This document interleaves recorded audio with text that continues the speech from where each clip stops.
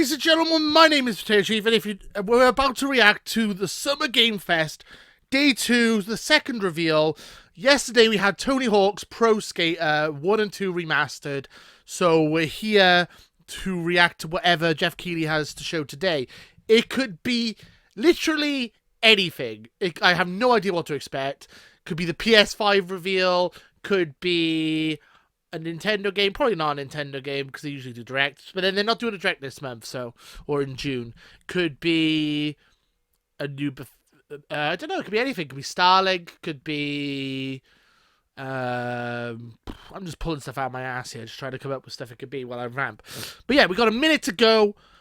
Yesterday I just stumbled across the trailer and then reacted to it. I didn't realize that they actually had a build to it. Today, I actually made sure I was on time to watch it live. So we're actually getting a live reaction today. So I don't know what we expected. This could be trash. This could be amazing. I'm excited, though. I love me some game reveals. Usually with E3 and stuff, you know what's coming because you've got a Sony... within reason. But you'll go to a Sony... You'll watch a Sony conference and you'll be like, okay, it's going to be a Sony game... Or maybe a third party, or like the Microsoft conference, same thing on Nintendo. Like you have a rough idea. This could be literally anything. It could be for any console. Could be an Xbox One game. Could be a Series X. Could be a Switch game. Could be a mobile game. Really hope it's not that. I'm not sure what to expect. This could be terrible for all I know. I got my hopes up though. I'm turn this up a little bit. So it's muted on your side at the moment because they're playing the final countdown, which is a great song. But okay, we've got 8 seconds. Final countdown is going off. Here we go. What is it?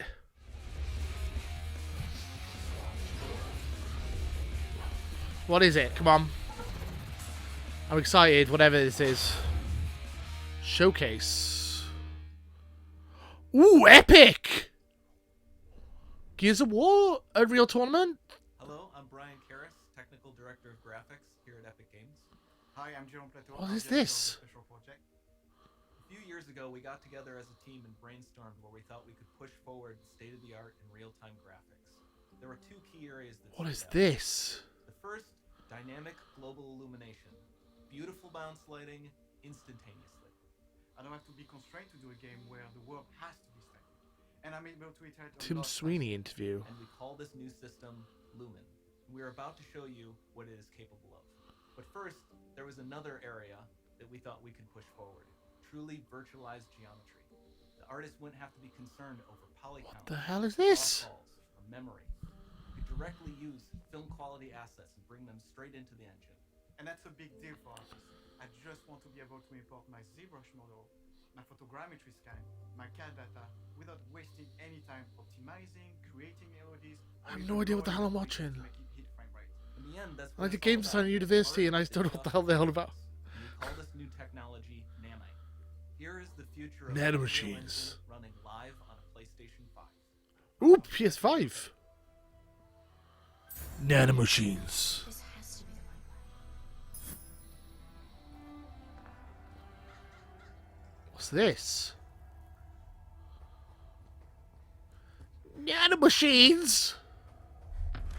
This is a tech demo or is this an actual game? Before we continue, let's stop a moment and take a look at some of the key features of this demo. Much of what you see was built with Quixel Megascan assets, but instead of using the game versions, we used the cinematic versions, which would typically only be used in film. There are around 1 million triangles each. And thanks to virtual It's a lot of texturing, triangles. they all use 8K textures as well. Nanite can render an insane number of triangles very quickly. That's a lot of triangles. Triangles of source geometry. 1 million triangles. Nanite crunches down losslessly to around 20 million drawn triangles. That's a lot of triangles. What does that many triangles look like? This isn't noise. These are the triangles. Jesus! Color. Most are so small that they look like noise. Nanite Yeah. is detail down to the pixel. That's which means insane. Triangles are often the size of pixels. This amount of geometric detail requires shadows to be pixel accurate. The game's design wasn't hard enough as it is. You're going to make 7 million bloody triangles. Speaking of lighting, all of the lighting in this demo is completely dynamic. With the power of I Lumen, still don't know what I'm watching here. global illumination. Nanomachine No technology. light maps, no baking here. Without GI, Bacon. all of that beautiful lighting is gone. With Ooh. Lumen enabled, we can move the light and the bounce changes instantly. What the hell? Okay, let's keep going.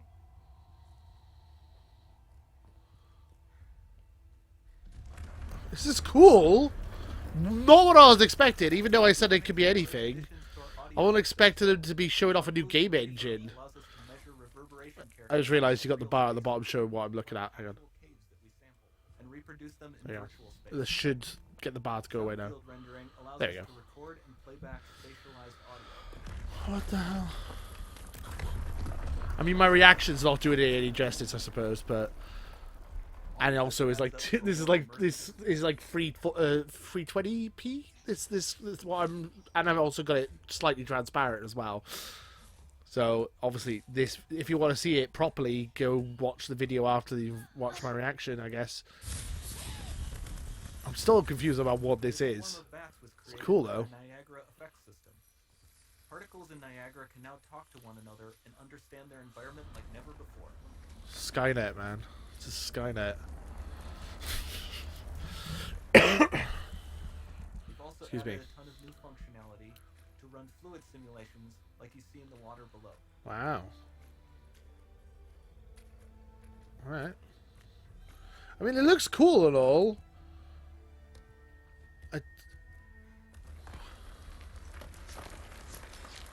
The demo runs on our chaos physics system.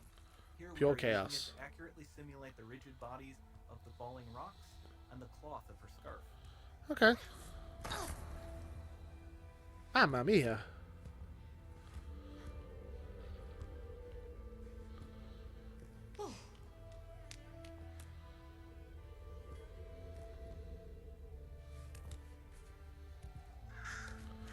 Alright. Now that the environment is so complex, we've needed to greatly improve our animation systems to adapt.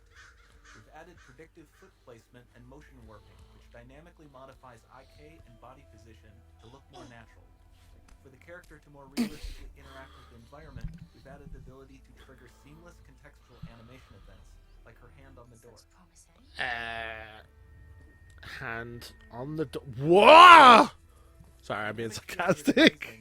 Not just for speed and iteration, but also for impact on gameplay. It's cool. I still don't get what I'm watching here. Still having beautiful bounce lighting. Ooh. Dynamic illumination means specular as well, which you can see on all the metal surfaces. You can even see the Niagara-powered bugs reacting to the light. Alright. Lumen not only reacts to moving light sources, but also changes in geometry. Illuminati. What? I'm sorry. I'm trying to make this. I'm trying to be. Remember we Silly. mentioned high poly assets? You This did, statue yes. is imported directly from ZBrush and is more than 33 million triangles. Jesus, No baking of normal maps, no authored LODs. that's a lot of triangles.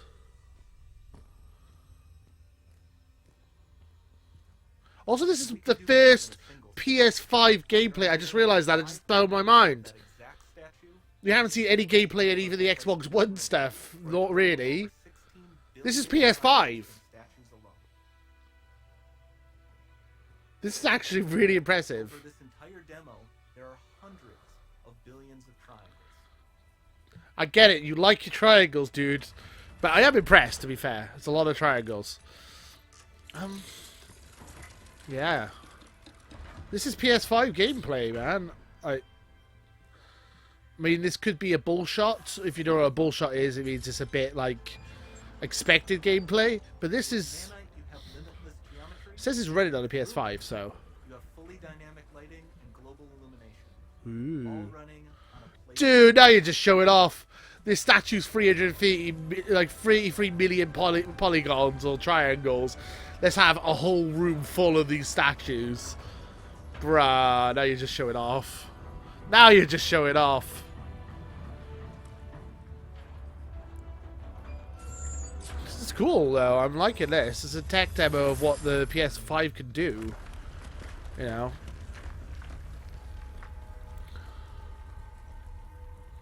There's not much time left. And this doesn't Run! have to be constrained to small rooms. It can stretch all the way to the horizon. The portal is open. Okay. Shame the voice acting could be improved with this graphics.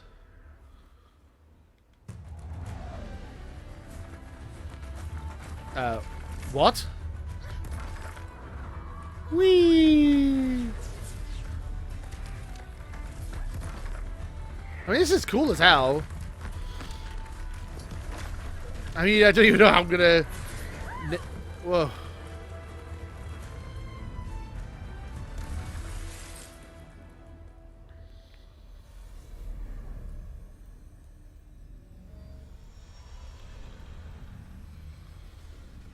It's time to see what's next.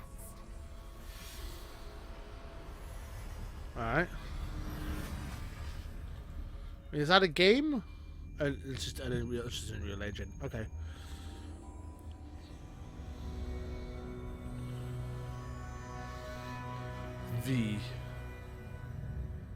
V. Oh, 5. I'm stupid. Of course, Roman numerals come in 2021. Okay.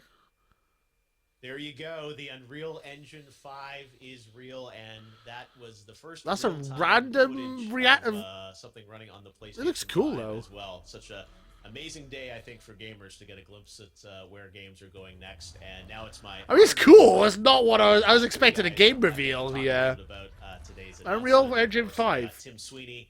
All right. Tim LeBerry and Nick and Warden.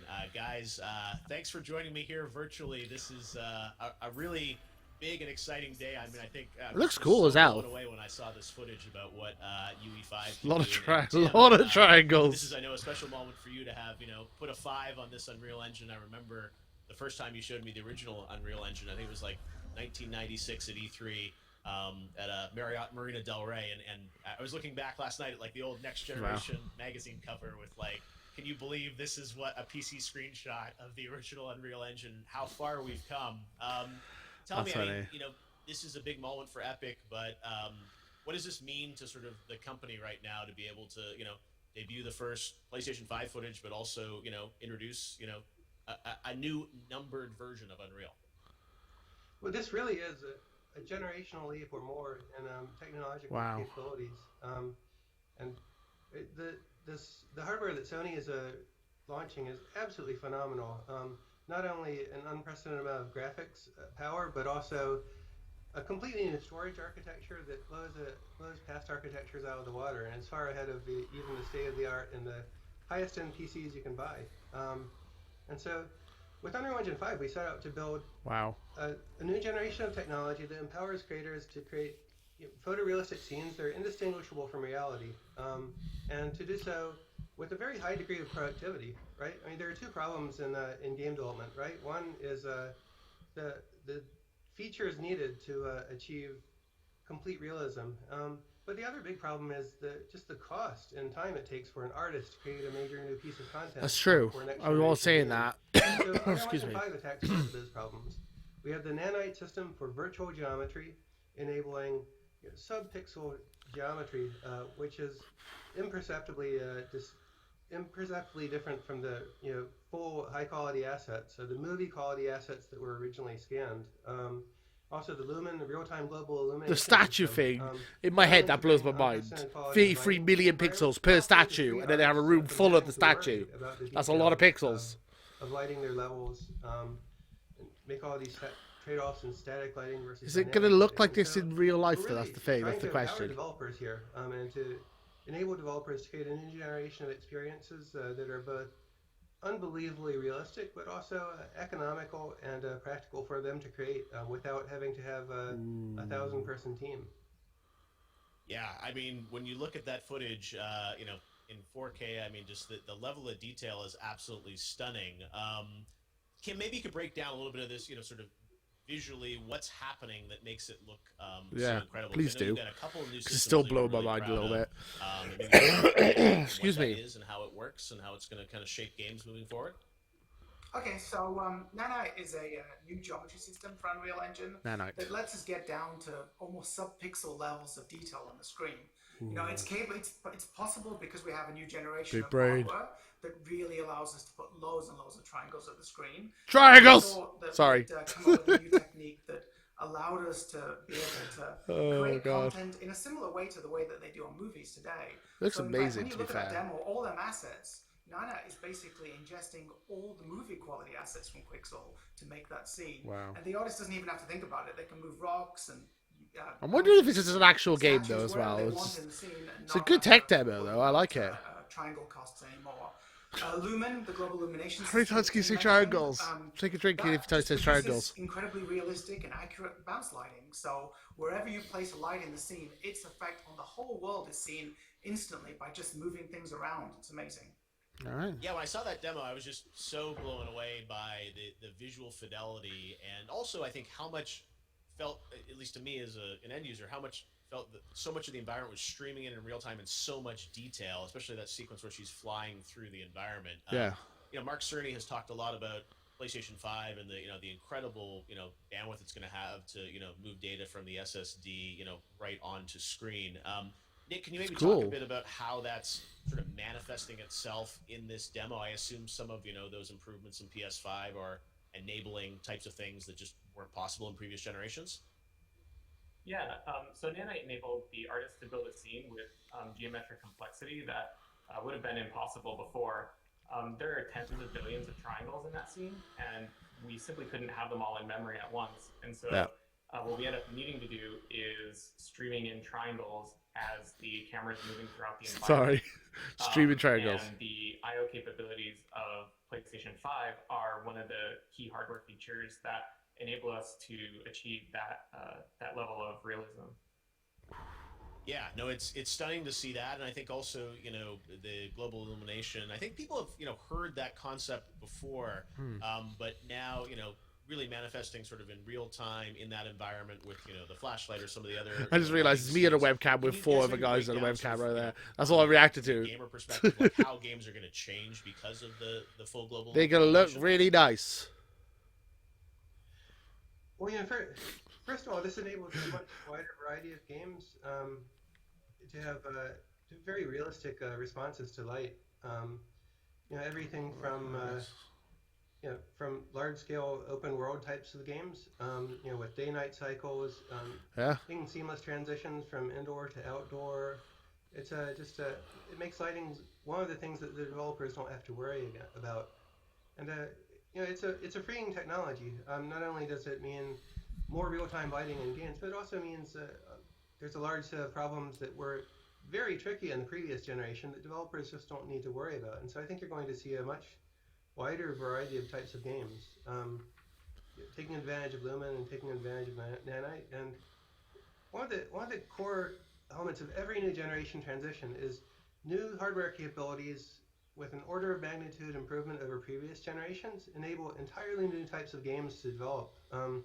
The Battle Royale genre didn't even take off until the current generation, where you finally had enough computing and graphics power to enable a 100-player game with very, very high fidelity. You can do 100 players in old games, I suppose that's true. That we're building with Unreal Engine 5 and that Sony's empowering with PlayStation 5 will enable entirely new types of game experiences that we can't even anticipate yet.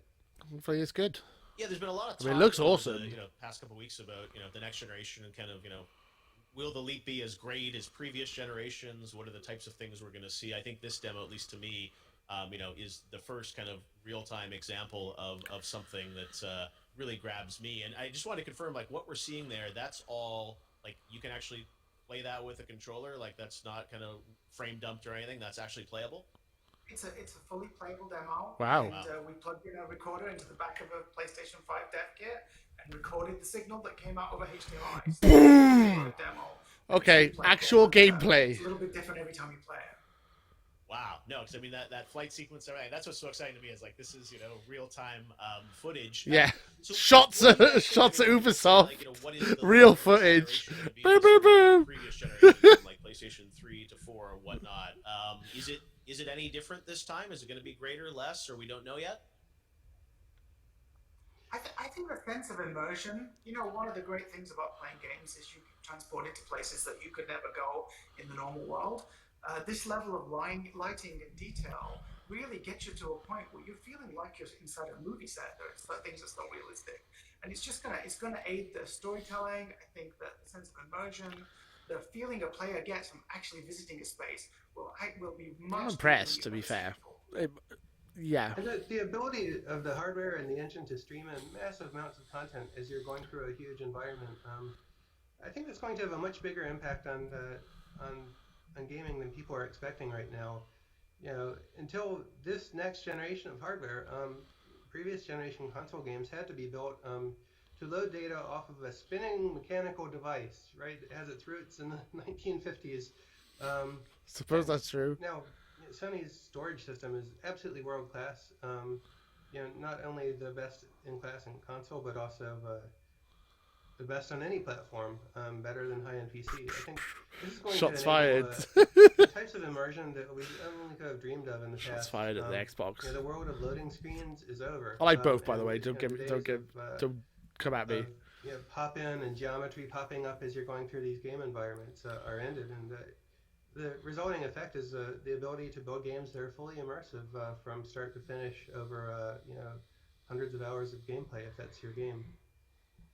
Yeah, no, incredible what I think this is going to enable. We've talked a lot about I've never been PS5, this quiet you my know, whole obviously life. Unreal Engine runs I'm like, kind of across all platforms, including, you know, mobile and PC and, like, Xbox. whoosh. What's your take on like what you're showing here? It was cool though. I did games design university like 9 years ago. I'm already out of the loop, man. I'm out. Series X, will it run on PC? How will it be different? Can you guys give us some context on that? Well, I mean, Unreal Engine 5 is going to run across all of our supported platforms, next generation console, current generation consoles, as well as mobile devices. One of the key features that we've been working on is being able to build content once and deploy it across devices. So scales. Higher end hardware where we can That's support I like scaling directly, we'll be able to render scenes at the fidelity that you just saw, like on PlayStation 5. For all right, say, an Android we don't pay PS5 has device, paid you. What we will be able to do is have tools that help to PS5. down, so that you'll be able to take the game that you built at the highest fidelity level for console and bring it to all other devices. Tim, do you have a sense between like sort of all the, you know, like Xbox, PlayStation, all these other systems, like sort of, you know, they've made somewhat different choices, also some similar ones, obviously with SSDs in both. Do you have a sense of how they're going to sort of compare in terms of power, or you know how you look at sort of like the overall? We're gonna get a shot. He's digging. Well, you know, we love all of our babies, and we can't make comparisons or pick favorites. But you know, the nanite technology here is going to run. Jeff Keeney's trying to get him to through the pot. And most importantly, this is what's possible on the absolute best hardware that's going to exist, you know, at the end of the year. But these experiences you build, we will help developers scale down to every device that exists in the world, and we really hope to empower all developers to do what we've done with Fortnite every device, which is build absolutely no sacrifices, high-end console game. It's alright, Fortnite. Bring it to every not device, my favorite, but you know, scaling it down to iOS and Android devices from years ago. Mobile so that phones. We can reach a much larger audience of gamers than you know, just the hardcore, you know, some 200 million console players in the world. Screw mobile players. A lot of gamers around the world watched that footage and said, wow, I want to play that, but I'm sure they're also trying to kind of extrapolate out of that, since it's, you know, this is not a game, it's a demo. You know, how their games are going to feel different in the next generation. And one of the things that I really took away from it was that flight sequence at the end, which was just incredible, and with, you know, the sort of the rubble coming down and things moving. Could you maybe talk about sort of how the game experience might change with UE5? Sure, it's going to look, you know, visually more beautiful, but how is it going to play different? So traditionally, it's not going to play different. If you want to make a photorealistic environment, the way that people do that is they bake lighting into the environment. The problem with that means the environment is not dynamic. You can't move things around. You can't incorporate user-generated content because you don't know what it is prior to shipping your game. But with this technology, with the Lumen technology and Nanite, it means that worlds can be super rich and super dynamic. So not just destructible components, but mutating components and things that change beyond the release of the game. Every day, an environment could have grown and changed, and that can all be calculated live. Whoa. And does that extend to like, I assume like destructible environments and whatnot, and allowing people to sort of, really like just, that sequence in the flight where you sort of, saw the sort of tower crash down or whatever. I mean, that felt to me, I hadn't seen that level of detail in a game like that. And some games like Uncharted or whatever sometimes have big destruction moments, but it felt like that was so detailed and so realistic. Is that partially because you can now move the environment more in real time? Yes, and even effects like when we open that big dome where that's insane. the Figuring light just out floods in and bounces all over the place. You really, the way you would have had to do that in the past is you would have to cheat. And now it can be fully dynamic. You can blow a hole in the sky and the light will come through, and even choose randomly colored lights. That's and put them insane. into the scene as a player, then they're going to have an effect on the whole world, and it'll still look realistic. So in the past, you could get that effect, but it would have to be sort of pre-calculated, I guess. Is that how it worked? Yeah, exactly. And even if you want to, like, if you're saying you're in a dungeon, excuse me, and you place a light, and you see you've got a candle that you happen to have in the game, and you place it, that will bounce around corners. So you can explore with limited light sources. And the old-fashioned gag of having a flashlight beam isn't what you need anymore. You can actually use light in really interesting ways. Yeah, and even beyond games, Unreal Engine has been applied to so many amazing aspects of entertainment. Of course, I think everyone knows The Mandalorian, how that used Unreal Engine, and I didn't know that actually. Weather Channel, there's so many other uses of UE. Can you guys talk about how sort of UE5 is going to kind of tie into those experiences? And I think I assume you see Mandalorian season 2 confirmed coming together through an engine like Unreal in terms of just realizing entertainment. How will UE5 sort of be used in those fields, or how will that change the pipeline for non-game experiences too? So one of the great things about Nanite is that it finally allows content creators of all kinds to be able to use movie quality assets. So there really won't be a difference if you're building an environment for a film versus a video game, or you're making an IP that's transmedia. You can build things the same way now, and that was honestly we had so much exposure to film customers over the last few years using our engine that we really wanted to remove the barrier for them and for all game makers. Right now, you just you pick a high resolution asset you want, you load it in. You don't have to think about making levels of detail or normal maps or any of the usual stuff that goes with making game content. It's a pretty freeing experience for anybody trying to tell a story or to make an experience.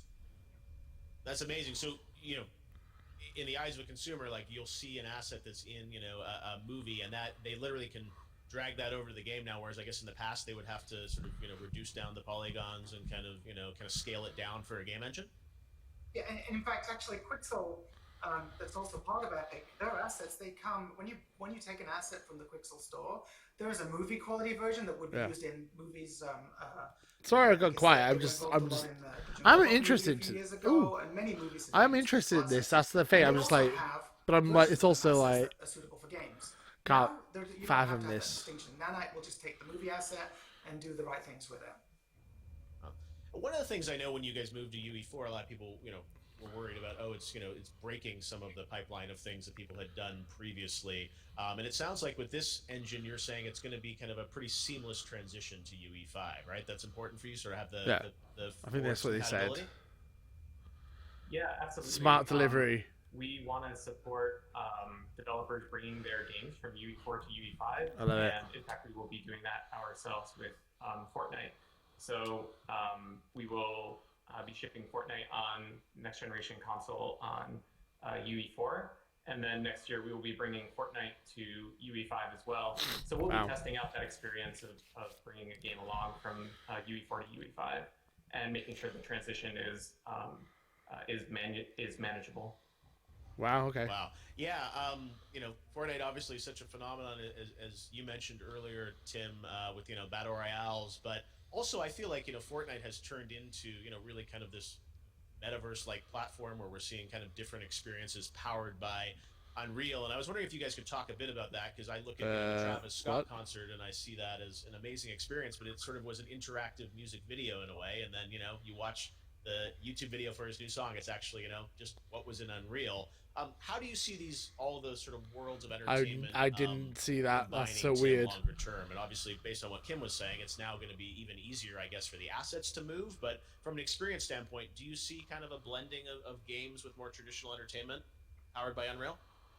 Yeah, absolutely. All of these worlds are colliding right now in real time. We're seeing the sort of film production that's being done on The Mandalorian and other projects all around Hollywood, film and television. Wow. Being able to move directly to games in the future. Right now we've brought Marvel content into Fortnite and Star Wars content into Fortnite, and each of those processes started with rebuilding their movie quality assets for real time, using our tools. But in the future, this is going to be an exercise to build every asset exactly once and then deploy it everywhere. That's pretty nice. nice. It isn't just going to be about Unreal Engine serving a bunch of separate markets. We're helping architects visualize their creations now, and that's awesome. We're helping film and television makers, virtually produce their work in real time, with actors in front of and actresses in front of cameras and big LED screens instead of green screens, and it's making the production process much more efficient, real time, and higher quality. But in the future, all these assets are going to come together, and Epic's not going to just play a role in supplying creation software to all of these different industries. We're going to help everybody reach consumers with real-time 3D content. When General Motors released their Corvette car configurator for the 2020 Corvette, it was powered by Unreal. It was running in the cloud, and you could go there and you could configure your car right then. But that was disconnected from the rest of the gaming world. The next I didn't know that. All of those types of experiences. It's very weird. Is to enable them to author that content for all their internal work, whether you're designing a home for a customer as an architect, or you're designing a car, or you're building a television series. We want the next generation of these experiences to be bringing all of those assets directly to gamers in a fun way, deploying them into Fortnite and every other Unreal Engine licensee's games, being able to reach a vast consumer audience that way, right? It's like the transition that the world went through in the early days of the internet, and then social media. For a while it was just companies talking to customers one-on-one, and now you have the ability to reach customers directly through your Facebook page or your Twitter page, your Twitter account, anything like that. But the next generation of these experiences is not just text and video. It's real-time 3D. It's a social experience where players are together with all of their friends and experiencing all of these companies' content together in real time. And it's a world that's not going to be powered by advertisements that pop up and annoy you. It's a world that's going to be powered by awesome content that these companies make available to power your entertainment experiences. And we're blazing this path to some extent with Fortnite, but there will be a lot of other games heading in this direction, a lot of them powered by Unreal Engine. And I think this is the next step in the entire digital content industry, not just gaming, but the whole thing. I couldn't agree more. It's so exciting to feel that games are going to be at the center of this. But as you said, I think this like those shared experiences that you're having in Fortnite. My headphones are all tied up. A concert experience. There's no gunplay or combat involved. It's just a shared kind of experience, which is so compelling. And as you said, powered by Unreal. And then when you think of, as you said, those movie assets and all the other assets coming together in a world, it's really exciting. One thing I wanted to ask you about was the content creation path, because we've seen a lot, especially in Fortnite, with creative mode, a lot of fans of Fortnite starting to build levels, and obviously UE, you guys I think have really focused on kind of making it accessible, lowering the upstart don't mind developers. Fortnite. I just haven't played it in a Talk while. a bit about sort of it's not my fave, really. Your vision of kind of how easy it is to build something in Unreal. I mean, are we going to get to a level where it is sort of like a Photoshop where you can kind of just jump in and build a game, or what is that barrier to entry going to go down in the next generation? I hope so. Epic is working to address the whole range of content development scenarios, all the way from your AAA game developer or your feature film in Hollywood being produced using world-class photoreal assets, all the way down to indie game experiences and content creation for the 100 million people who want to build stuff but aren't professional modelers and haven't had training in that. And the continuum of experiences spans Fortnite Creative, which has been used by over 100 million people, all the way up to Unreal Engine 4 and the Unreal Editor, which is an insanely powerful piece of software that's actually pretty complicated to learn. Yeah, it is, yeah. But over time, these these tools and I've technologies tried. will be coming together in some exciting ways, and we're not ready to talk about all of it yet. But Epic is really thinking about putting a lot of effort into addressing the entire continuum of content development and content deployment scenarios. And we feel that I didn't think this interview would be the way this the long. world It's is quite a long looking interview. right now, if you look Jesus. at app stores on smartphones, you have 250,000 games, each competing for the top 10 charts, where True. virtually all of the sales occur. And you have a small number of winners and a whole lot of losers in that way, and it's not a fair situation for game developers. And you have a lot of amazing games that just get lost because they haven't been discovered.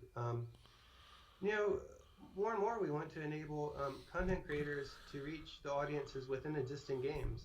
And this has been part of the industry since the days of Quake and Unreal Tournament, when user mods became possible, and we and id Software released our first tools so the community could start building their own stuff. And now it's reached a scale of hundreds of millions of users. If you look at what Fortnite is doing, and Minecraft and Roblox enabling user content creation, but I think right now you have two separate worlds, right? You have the professional tools of Unreal Engine and Unity, and then you have the tools for the masses in Fortnite, Minecraft, Roblox, and they're really not connected anymore. They're not connected at all. And the next step is to cross over and to enable all of the content tools to reach all of the customers and all of the ways that they play games. Right. This is something we're thinking a lot about, and we'll be doing a lot of work on in the coming years. It's awesome to hear. We've talked a lot, obviously, about like graphics and lighting and things that are very powerful and visual that grab you. But I want to talk about the underlying architecture a little bit, and things especially like online services. And I know that's something that Epic has focused on, about kind of connecting people, even crossplay, but also finding ways to kind of crossplay is great together. And I guess some of that's tied to UE5, but also it's just a general platform approach. But can you maybe share a bit on kind of your vision on the other aspects of Unreal and Epic, and how that's going to sort of evolve over the next few years too? Oh, sure. Today we're showing Unreal Engine 5 for the first time, but we're launching the Epic Online services to all developers in the world across 5 platforms right now, and you can download the Epic Online Services SDK and use it right away. All right, I'll do that. What this is the set of all of the online features that we built for Fortnite, including cross-platform friends that span 7 platforms, enable players to connect together with all of their friends everywhere. Despite the different accounts. I'm lagging out now. Frozen. That exist on each platform. I'm gonna have a drink. Hang on.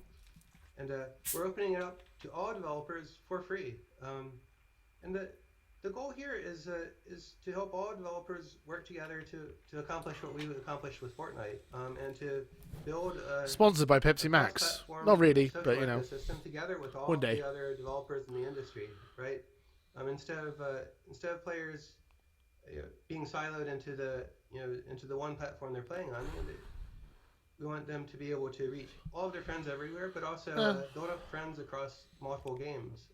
I'm literally frozen, looking like I won't stare at the screen that long. I just was frozen. If you choose to use Epic accounts in your game, then you can reach the entire Fortnite player base, which is over 350 million. I like the crossplay. That's cool. I'm just not Importantly, super into Fortnite, man. 2.2 billion social connections between players. When 2 players become online friends and start playing together, those friend connections now persist across games. From all of the different publishers who choose to use these services. And I do like crossplay. That's why I got the Switch. It's the most I love it. set of services that have been launched to date, and it really helps to bridge the gap. That's existed on all of the other platforms. And until recently, it was really only Epic, EA, Activision, the really big companies with a huge set of development resources that had the capability of building that sort of thing. But now this is open, and it's approved by all 3 of the console makers for use on their platforms, and it's ready for all game developers to adopt. And, nice. So we're really trying to help the industry get to a better place, and we think the core of the game industry are these 300 million hardcore gamers across high-end PC and console, but there are billions of gamers worldwide, and I think the next stage of the industry's growth is going to come from connecting these audiences, not with low-end casual games on one set of platforms and high-end games on another set of platforms, but getting all of the players to play together and enabling all developers to release their games on all platforms, as we did with Fortnite. Yeah, I think that's such an interesting idea that, you know, these gaming platforms almost become, you know, it's another social network now, right? And I know you guys have House Party that's been very successful over the past few months especially, but it feels like now, you know, you talk those numbers with Epic Online Services, it starts to feel like this is, you know, a Twitter or a Snapchat or an Instagram and sort of this way to kind of connect people. Is that part of your longer term vision, is that people will use sort of these game services as kind of a gateway to connect with people? I've lots of questions, sorry, Jeff. Games are a part of it, but also just the larger sort of social boy. Kind of the gateway. I'm interested, but it's a lot to take in, my God. Well, you know, what we're building here is the opposite of a walled garden, right? We're enabling all publishers to use all of their different account systems. And I mean, I like that. The wall garden thing is annoying.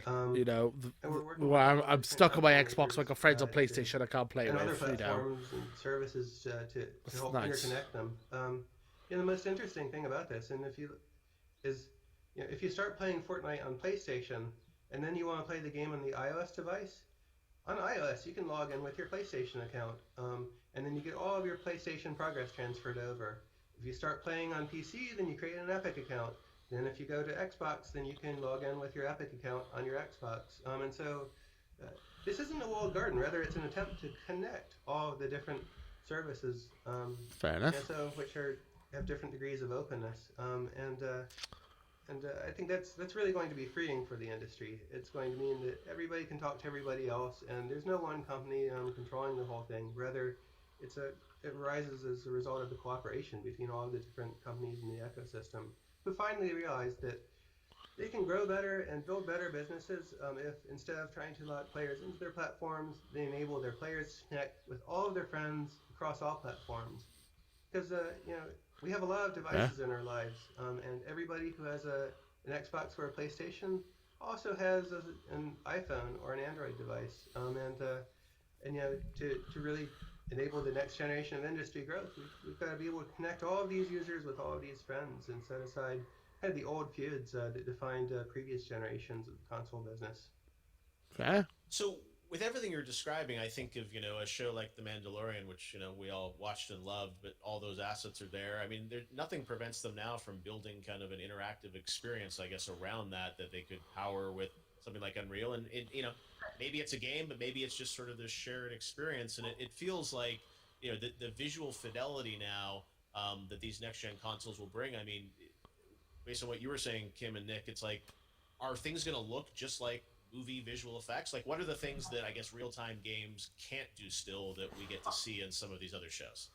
I think we're getting much closer on this generation to get to the point where you're not going to be able to tell the difference between a virtual world and a real world. There's still physical phenomenon, big massive explosions, and waves crashing on a beach. I think they're still probably one generation off before they're perfect, but we're getting closer and closer. And one of the coolest things that we've seen with the advent of shows like The Mandalorian starting to use the engine is they're beginning to understand that a game engine isn't just about rendering pretty real-time pixels. They're understanding that game engines, especially Unreal, is built for building these very immersive simulated worlds. Yeah. So we're seeing people say they've got a car chase in their TV show that they're trying to make, then they'll actually drive cars with steering wheels and joypads to race against each other and then film that after the fact. So it's starting to become very almost like very Matrix way in the way that they're using simulation for cinematic content creation.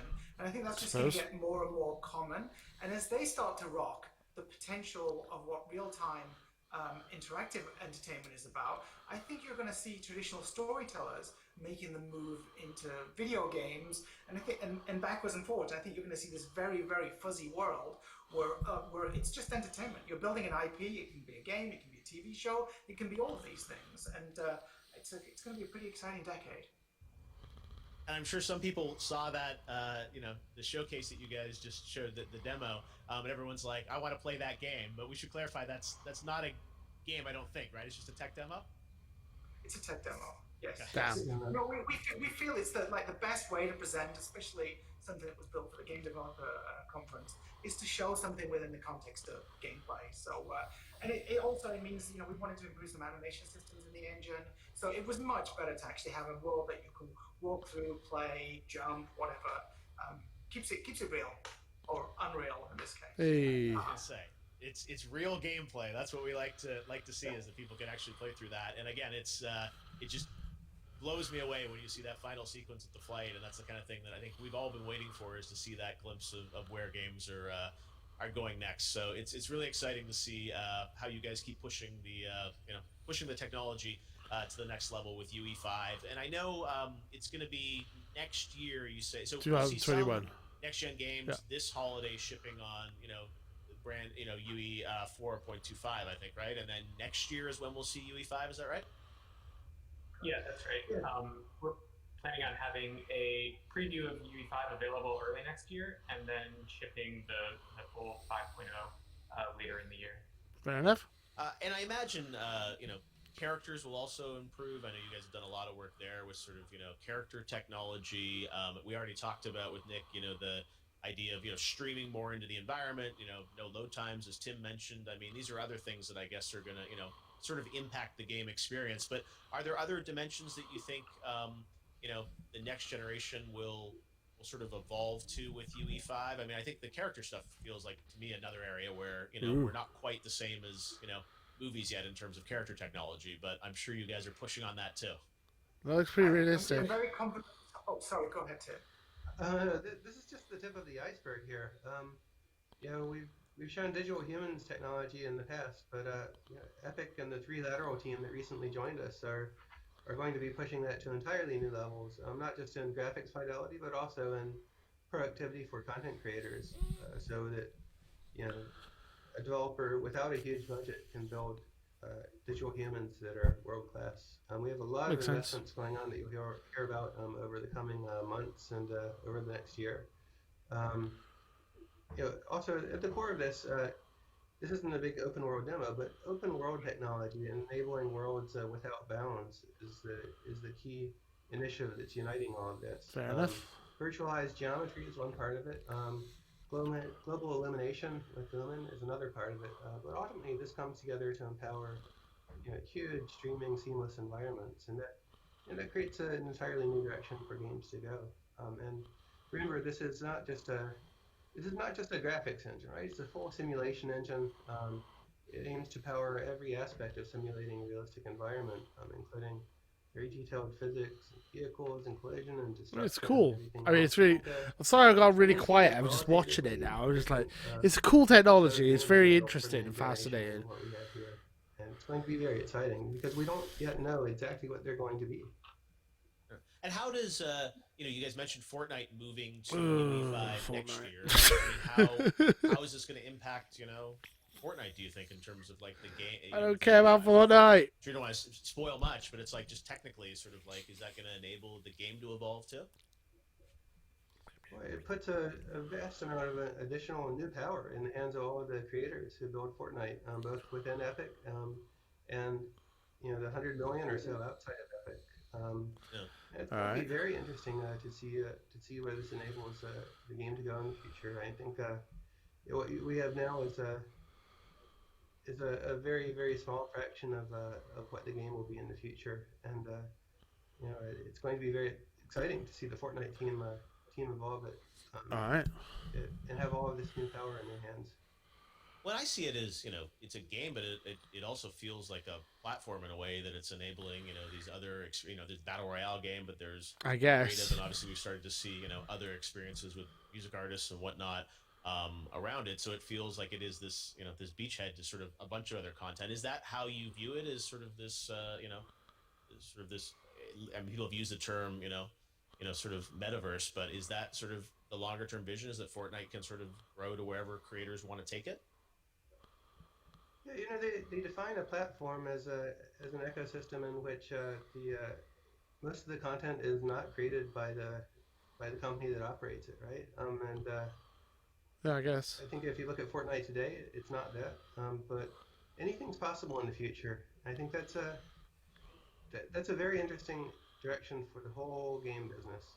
Every game developer is thinking about this problem of how to not limit their experience by the 10 or 100 or 1,000 people on their development team, but how to uncap the entire world's creativity to enable an entirely new generation of game experiences to be developed in an entirely new way. Yeah, well, I think UE5 obviously shows the high end of the aspiration for everyone to, what they'll eventually be able to maybe make. And yeah, that demo is absolutely stunning. Before we go, I wanted to ask you, like, that demo, how long did it take you guys to build? How many people worked on it? Can you give us a sense of, like, how that came to life? Well, we started thinking about it straight after GDC was when we started thinking about it. We knew Brian's nanite technology was beginning to come online. And but the bulk of the work, I would say the bulk of the work started from sort of September through to March. This is GDC last year. Okay. It probably peaked over this, but I think it was I know GDC this year kind of was cancelled, but I thought they... And with a bit of help from our friends at Quixel, if it hadn't been for the Quixel Megascan library, we couldn't be able to populate that world. Yeah, well, I'm sure everyone looks at that and says, I want to play that game, and I know we're not necessarily going to get it. Shame. But, it hopefully will inspire a lot of creators around the world about what will be possible, with UE5 and also the next generation systems. So, I feel real excited now about what we're going to get to see for the rest of the year for all these next-gen games and, of course, into the future. Thanks, as always, for joining me, guys. It's great to see the first look at UE5. It was really interesting stuff. A lot of talking, but it was interesting. It looks quite bright. Thanks, guys. I get it, because illumination. Alright, okay. My head just hurts. Yeah, okay. I thought it was a really interesting... So the tech demo itself, very impressive, extremely impressive. Yeah, I mean, Unreal 5 looks incredible. Lots of triangles. He did say that a lot. It was very interesting. I thought it was very cool. The fact that we got to see PS5 gameplay is awesome, because even though the Xbox One event last week said we'll be showing you gameplay, they didn't really show any gameplay at all. It was all like in-engine stuff. So we actually got to see... I mean, it might not end up looking that good in the end. It's essentially was just a tech demo, but it was an interesting tech demo. The end bit, Jeff, you asked a bit too many questions, I think. It just kept going and going and going. Gonna be honest, I did games design at university, as I said earlier. That was about 9 years ago now. Jesus Christ, 9 years. Yeah, I loved uni. I loved designing video games. That's like one of my favorite things to do. But they did kind of drag on a little bit. I get it. Fortnite. You brought Fortnite up like 12 times. It's a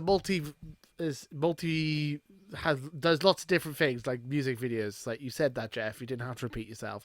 That was the only nitpick, is I thought the interview bit was really long. But the rest of it, fantastic. Some of the stuff they said was really fascinating. I love the idea that you can get something that's built for a movie, so like super realistic, pixelate, like something from a movie, and then put it into a game and vice versa. I mean, that's really cool. Like something with like millions of pixels. Yeah, and it is like 33 million pixels. Again, they said this during the tech demo. 33 million pixels on that statue. Then you walk into a room and there's like hundreds of that one statue, and then there's light going off and it bounces up. That was very impressive to me. That was probably the bit that impressed me the most. Cool though. What do you guys think? Let me know in the comments below. If you made it this far, thank you very much. I don't think many of you will, but if you did, thank you. If you made it this far, leave in the comments below the words. I don't know. I just drawn a blank. My head's gone. Just I don't know. Comment at the bottom. Comment below that you made it this far. If you, yeah. I don't know. Just leave a comment below saying that you made it this far. secret word, just put peaches. I don't know why peaches, because I've been playing Animal Crossing, I guess. So yeah, if you put the word peaches in the comment below, I'll know you made it to the end, and that's cool. So yeah, no context needed for that. Just a load of comments saying peaches would be hilarious. What do you guys think though? Did you enjoy that? Did you think the interview dragged on? I did, but that's just me. Maybe I'm wrong. What do you guys think? Let me know in the comments below. And until next time, too sweet. Later, guys.